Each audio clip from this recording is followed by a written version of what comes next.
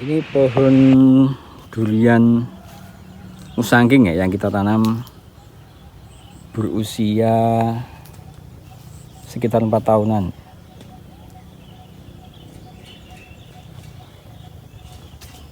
Ini kayaknya sudah siap kalau kita lakukan pembungaan. Cuma kita tunggu saja biar dia berbunga secara alami, karena usianya juga masih terlalu dini.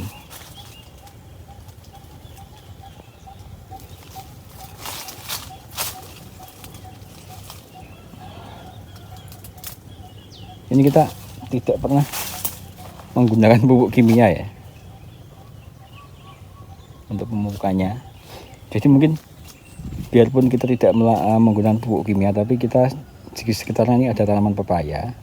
Mungkin juga ikut menyerap juga ketika kita melakukan pemupukan pepaya.